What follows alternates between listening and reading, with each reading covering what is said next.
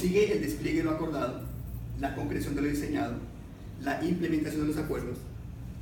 Esto requiere de la participación ciudadana expresada de diferentes formas, de diferentes momentos y sentidos. Uno de los aspectos centrales es la educación ciudadana y la formación del sujeto político en torno de contenidos y procesos derivados de los acuerdos de la negociación de La Habana. La educación es un proceso social e histórico. Cambia en formas, contenidos y expresiones. Una de ellas es la educación en ciudadanía, que pone su énfasis en las maneras mediante las cuales podemos aprender a vivir juntos y con ello avanzar en la pregunta de Torelli, con el título de su libro ¿Podremos vivir juntos? La condición afirmativa que se asume desde esta perspectiva de la educación contiene un núcleo de esperanza en la especie humana y en la posibilidad de su autopoiesis, para reconocer que la guerra no es un destino fatídico que nos corresponda vivir, sino una condición creada históricamente por lo que podemos transformar hacia condiciones de vida en paz. Ahora, solo para darle énfasis a cierta agenda de educación política, esta se expresa en educación ciudadana, la que a su vez se desdobla en lo que se denomina educación para la paz. Es decir, podríamos decir que la educación para la paz es el nombre actual histórico que en Colombia asume lo que se denominaba como educación para la ciudadanía, educación para la democracia. Como se aprecia, hay relaciones entre estas maneras de asumir la educación.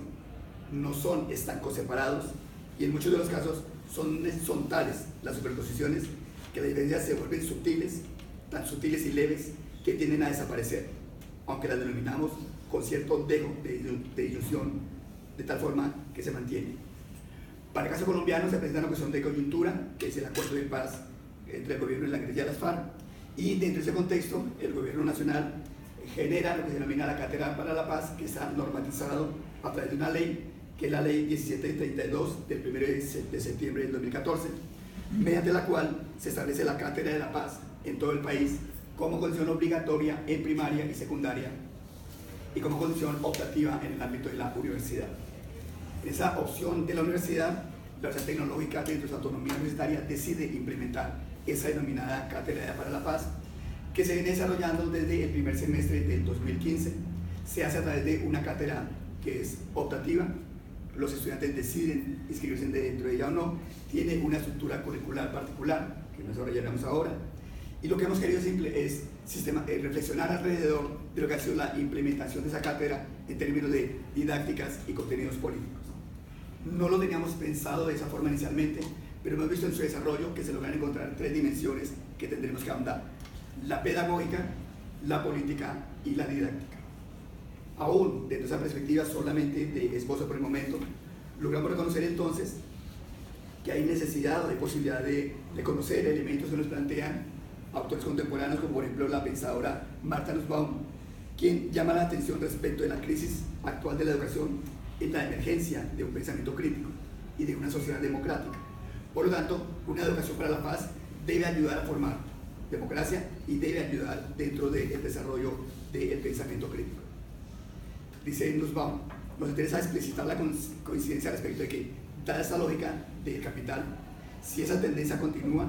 las naciones de todo el mundo pronto estarán produciendo generaciones de máquinas útiles en lugar de ciudadanos completos que puedan pensar por sí mismos, criticar la tradición y entender el significado de los sufrimientos y logros de otra persona. En ese sentido, creemos que dentro de la perspectiva de la Cátedra para la Paz se está desarrollando, tenemos que puntualizar todavía más, los siguientes elementos. Primero, un elemento de devenir de sujeto político de los jóvenes universitarios que se vinculan dentro de esa cátedra. Dos, por esa vía, la emergencia como ciudadanos que saben la posibilidad de pensar en simultaneidad su devenir político y reconocerse como sujetos de derechos y deberes. Tercero, la posibilidad de deliberar en los planos ético, político y moral respecto a la capacidad de pensar de forma crítica frente a esas posibilidades de diferenciación entre ética, política y moral para actuar como ciudadanos. Y cuarto, el desarrollo de las emociones políticas que permitan asumir indignación frente a hechos que generan o hieren la sensibilidad humana. Creemos que esos elementos que se plantean también desde perspectivas mucho más amplias como las que ya hemos planteado en Nussbaum, ayudan a tanto darle cierta orientación a la cátedra como a poder llegar a recoger elementos que de la misma práctica se han ido desarrollando. Hemos logrado visualizar en el desarrollo de la cátedra unos rasgos que vamos a denominar de manera amplia, como son: primero, que la implementación de la cátedra ha implicado para nosotros una formalización administrativo-normativa, que implica crear las condiciones de la universidad para que esta, siendo una cátedra, tenga acogida institucional. Segundo, que tiene una perspectiva pedagógica, que en ese momento estamos tratando de ubicar, si quisiéramos hacerlo de esa manera, en qué perspectiva pedagógica se ubica. Creemos en una perspectiva pedagógica crítica, pero dentro de ella hay alternativas y modelos que tenemos que un poco enfocarla un poco más. Tercero, reconocer que dentro de esas pedagogías activas hay entonces actividades específicas, como las actividades de la autobiografía, que permite que el sujeto sea un sujeto participativo dentro del proceso. Segundo, acciones colaborativas para el desarrollo del pensamiento crítico, donde ellos en el aula de clase desarrollan acciones colectivas para desarrollar en grupo esa potencia del pensamiento colectivo. Tercero, acciones colaborativas para el quehacer en el hacer,